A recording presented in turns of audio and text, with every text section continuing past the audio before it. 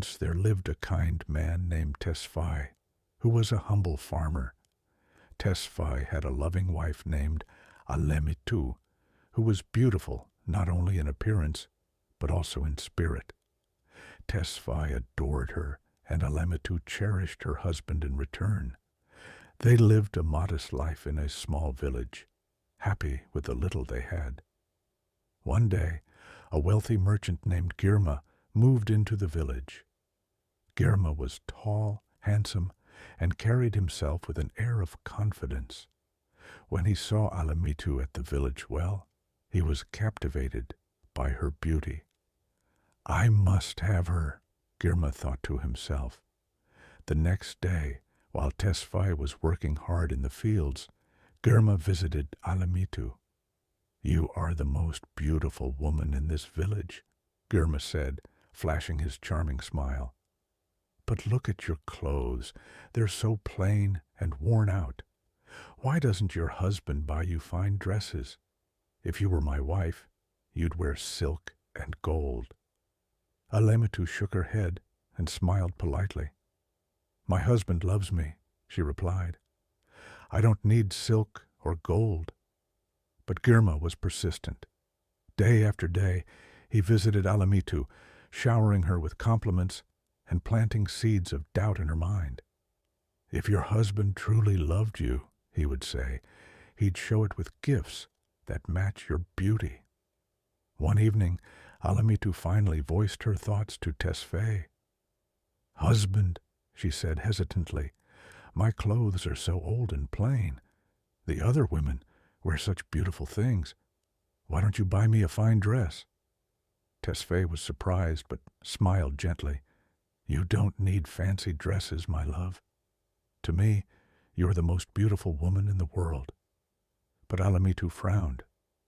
"If you love me, prove it," she said. Tesfaye's heart ached. He had little money, but he wanted to make his wife happy. The next day, he sold some of his tools and bought a lovely dress for Alemitu.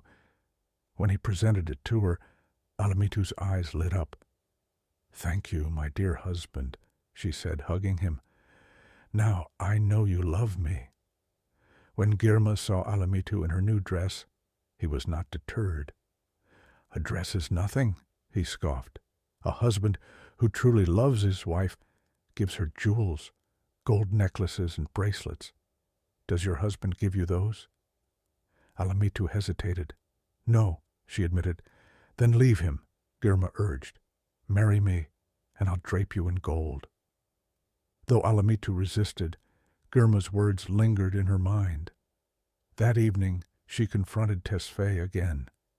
"Husband," she said, "if you love me, why don't you buy me gold jewelry like other men buy their wives?" Tesfaye sighed. He had already spent his savings on her dress, but he couldn't bear to see Alemitu unhappy.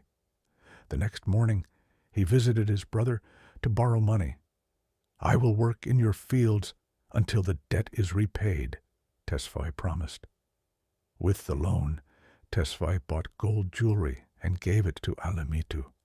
She was overjoyed and embraced him tightly. "You are a wonderful husband," she said.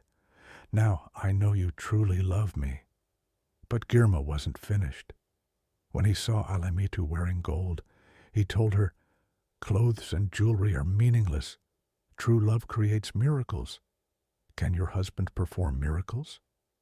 Alemitu laughed. "Only God performs miracles." "Love can perform miracles," Girma insisted. "If you leave your husband and marry me, I will show you miracles every day." Alemitu dismissed his words, but Girma's visits continued. Slowly, doubt crept into her heart. One day, when Tesfaye came home, Alemitu was quiet and sad. "What's wrong, my love?" Tesfaye asked. "Do you truly love me?" Alemitu asked. "Of course," Tesfaye exclaimed. "But you can't perform miracles," she said. "If you loved me enough, you could." Tesfaye was heartbroken. He realized Girma had poisoned his wife's mind. That night, Tesfaye prayed fervently, "Lord, I love my wife.